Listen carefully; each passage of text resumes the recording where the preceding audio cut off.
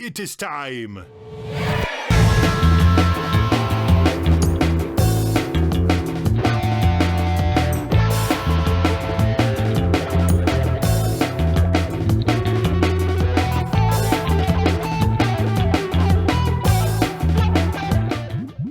All right, so this one is another fan request for you, Russ. This is from Howie Schnee, president of CEG, and he requested this song by Toto called Rosanna. So Howie says, I used to play drums as well as a hobby. I've always really appreciated drumming and great drummers like Steve Gadd, Simon Phillips, Keith Carlock, John Fishman, and of course you, Russ. I first met Russ when he was playing with Jennifer Hartswick Band at the Lion's Den in 2002 or 2003.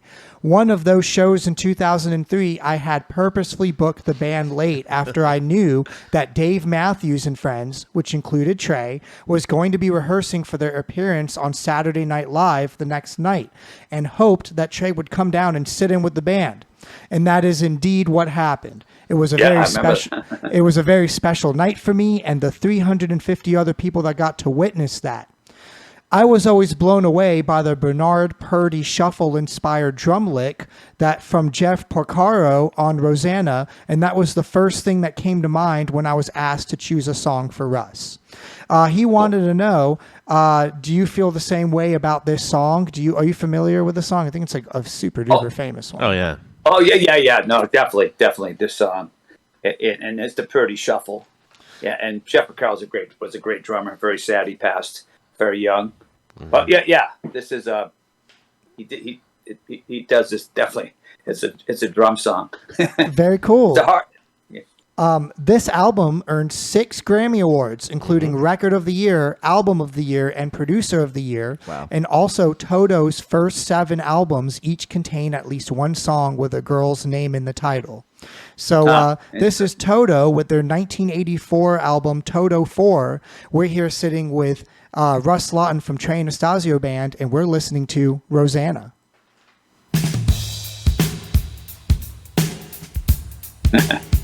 Straight up classic. Yeah. The vocals in this too are amazing. All I wanna do when I wake up in the morning is see your eyes. Rosanna, Rosanna. Never thought that a girl like you could ever care for me. Rosanna.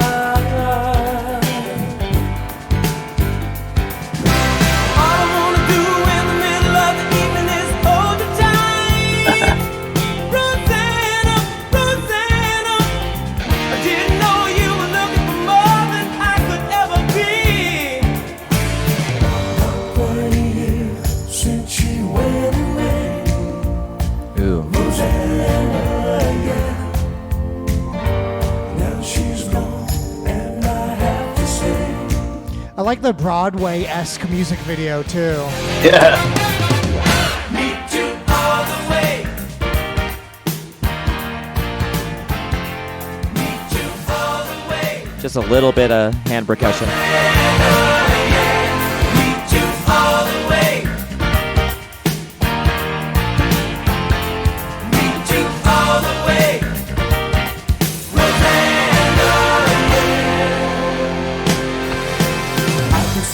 Still shining through the window on the other side. I never seen this video before. They all look so young. Yeah. Yeah, Steve Luther, he worked with like Michael Jackson too.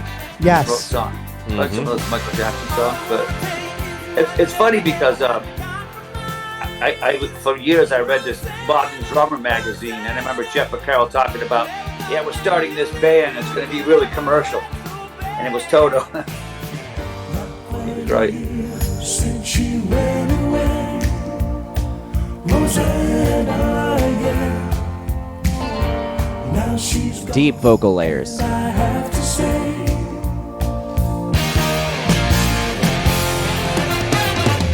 Meet you all the way. Yeah. Meet you all the way.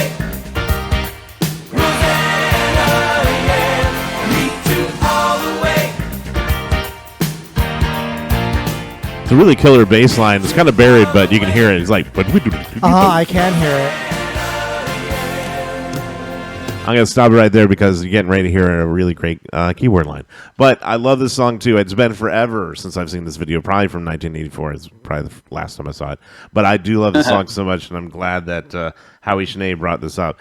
I love the vocals in this and how it kind of combines kind of a funky sound with like 50s doo-wop in a way with the vocals. It's got a swing. It's got a swing to snap thing going on. It's awesome. on. And I forgot how great this song is. I right when we started listening to it, I just started hearing it in my head because it was such a huge hit. I've heard the song a million times because of that. But I've always really, really liked the song and the vocals back then. I mean, impeccable. Two singers, and they all have their parts that they like, that they're really good at. One sings really high, and one has that really wonderful voice in the verse, and just really, really great band. What do you think, Adam? I, like a rube, have never heard this song before, but I am very much enjoying it. To me, it's like a microcosm of all the reasons why we should appreciate the 80s for what the 80s were. Big fan of the pre-chorus and how it springs beautifully into the chorus, and the very deliberate hits in the chorus, giving a little bit of space for there to be some movement. It's just been a very satisfying listen so far. It's so rockin' and so happy at the same time, which I really appreciate. And even though it does sound commercial, they still do it in an unconventional way, which I also appreciate as well. It's got a lot of musicianship. What are your thoughts on it, Russ? Yeah, that's the same thing. Like I said, I remember reading about Jeff Porcaro in Modern Drummer magazine talking about, we're going to start this band. Because I remember I got introduced to Jeff Porcaro through Steely Dan on Pretzel Logic, and I always loved his drumming. And then when they came out, I'm like, oh, yeah. So they streamlined it, and the great writers and great musicians. And that's what they came up with. And it was, what's that first one they had? Hold the Line. Yeah, Love this. Hold the Line. They can write great songs, and that's a great drum part, and that's like amazing. Took the Purdy Shuffle and ran with it, man. And so did John Bonham with that's true. What you call it, Fool in the Ring, It's cool. Yeah, I just the again the mashup of different styles of music that they have in this one song is great because they get, even like atmospheric and electronic here in just a second. Also have those kind of Chicago type horns in it. It sounds city. Yeah. You're right. It does have that. City. Sounds like city, like city music. That's a good way to put it. Yes. That's interesting. Yeah. Let's get back into it. Oh, you're right.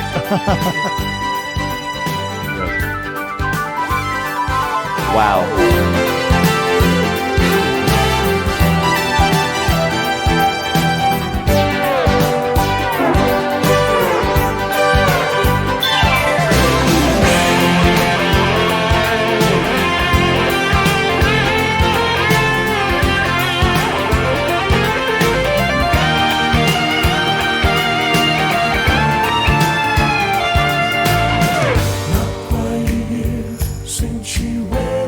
I love how Broadway it is, too. Agreed. That deep bass vocal. Yes. Yeah.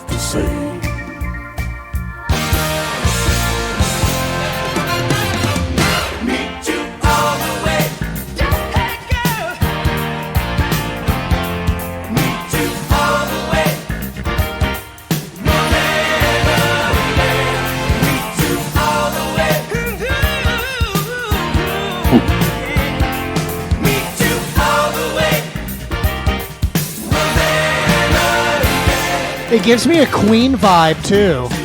Oh, yeah.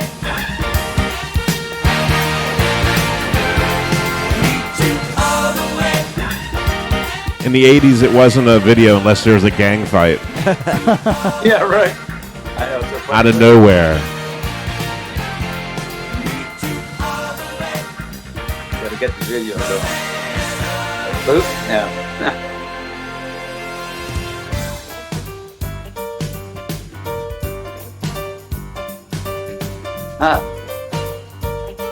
Unexpected. Outro.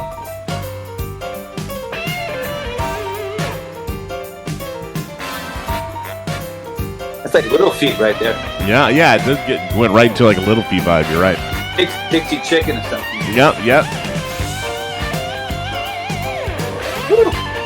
There's just so much fun in this song. And it's so rocking, but that constant shuffle just keeps you chilling. It's rocking and playful and Broadway, and it's a little bit of everything. Yeah, they really thought it out. You know, Yeah. they knew what they were doing.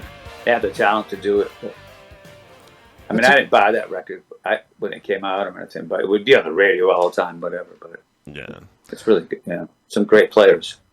I really like and radio back then to me was a little bit better than what's going on with it now, because almost every station had their own kind of vibe in a way, slightly, because it was more like people would have the DJs would go on and have their own playlists that they do. It wasn't dictated to them by corporate overlords, right? Like you were hearing different music in Detroit than you were hearing in Houston, or that you were hearing in LA or anywhere. Like everything was always different, so you could kind of hold it as your own, wherever you are. And then you'd have big hits like this, like Rosanna, everybody that would play it, but it was because they were choosing to play it, and the orchestration in it, and how detailed and how kind of like perfectly constructed the songs are.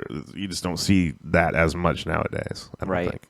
Agreed. Especially on the radio. On the radio, yeah. Yeah, the radio, for better and for worse, it is about kind of driving sales a little bit more, and so you need to get to that chorus in 1 minute. You can't have songs that are too long, because they lose people's attention, and you gotta leave room for commercials.